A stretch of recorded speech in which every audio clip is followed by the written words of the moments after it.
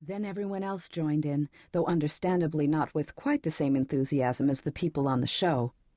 Burney Barlow, executive producer and head writer of BTBW, pulled her to her feet, hugged and kissed her. "You did it, sweetie, you did it. Oh, this is the best thing. We're golden, we're on top, we can do anything, anything."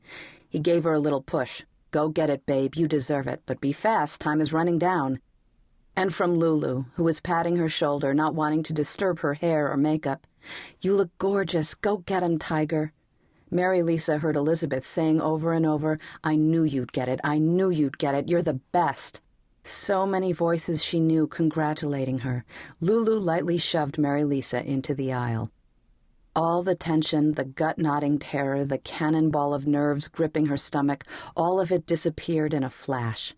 She'd won. She couldn't believe it, but she had.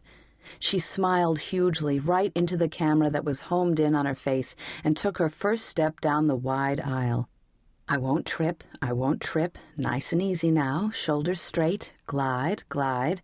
I'm a gazelle, smooth and graceful. My dress won't fall down. I don't look like an idiot, do I? I am an idiot wearing these 4-inch heels. No, a gazelle wouldn't trip on her 4-inch heels. They make the gazelle look awesome. Keep that smile, oh my, oh my. The applause kept going, loud and sustained. This audience knew very well the last thing an actor or actress wanted was to have the applause die when there was another 30 feet or so to go before the stage. And there, overlaying all of it, the cacophony of hoots and whistles and cheers. And they were chanting her name, Mary Lisa, over and over again. Most she recognized as the dulcet voices of the 19 members of the BTBW cast, the directors, the stage manager, all the crew, the makeup and wardrobe people, all of them at full volume. Bless them. Thank you, God. Thank you, God. I can't believe it. I just can't believe it. Her smile became bigger as she approached Derek Braden, whose smile, like Sean Connery's, could fell a woman at 50 paces.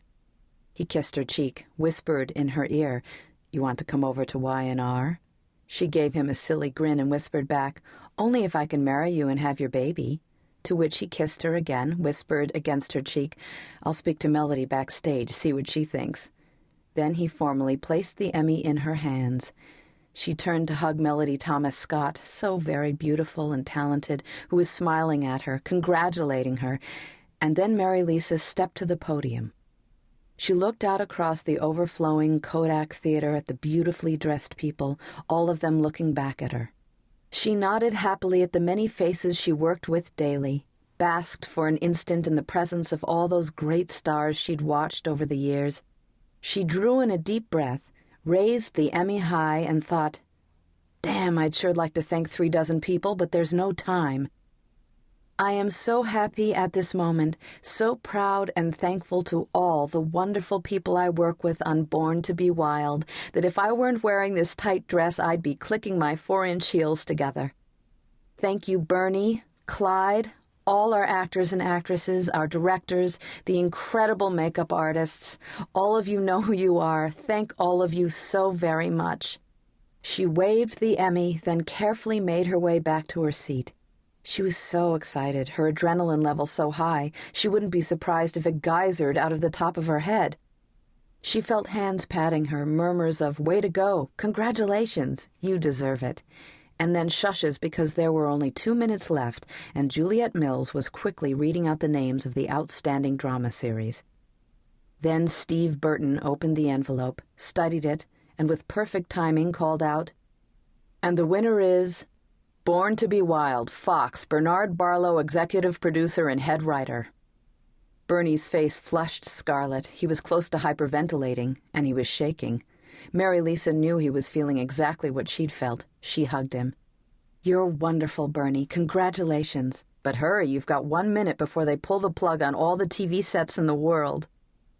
Burney made it to the stage in 20 seconds, accepted the Emmy after hugging Juliet Mills for a really long time, since he'd been in love with her for 20 years, accepted the Emmy from Steve Burton, saw the furiously blinking red light, and said into the microphone, "I've got the greatest group of writers in the universe, the most wonderful actors and actresses, and of course there are the countless experts who—" The red light blinked faster. "Thank you all from the bottom of